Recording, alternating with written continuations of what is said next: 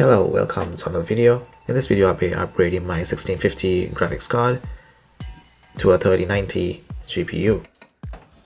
And also I'll be upgrading my 700 watt power supply to a 1000 watt EVGA fully modular power supply. Alright, so this is the Ryzen computer that I'm going to do upgrades on. This is the 1650 GPU, it's a gigabyte graphics card. And this is the power supply that I'm going to upgrade as well. It's a 700 watt deep cool power supply. In order to remove the power supply, there's a bunch of cables that I need to remove. This is one of them. It's the CPU power cable. And this is the motherboard ATX cable. Alright, so let's begin by first removing the CPU power cable. Next I'm going to disconnect the ATX motherboard cable. Next I'm going to remove the case fan power cable.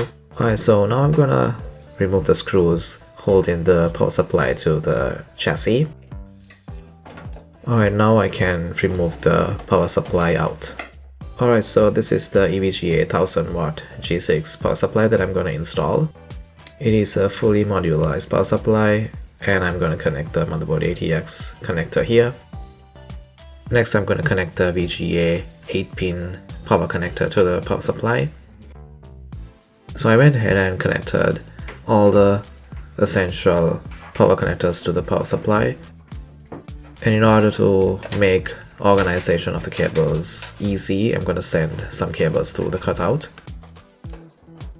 Alright, so now I'm going to carefully insert the power supply into the case. Alright, so next I'm going to remove the GPU. I'm going to remove the screw that is holding the GPU to the chassis. I'm going to release the GPU lock. And then I'm going to carefully lift the GPU. Just confirm that the lock is open. And I'm going to carefully install the GPU.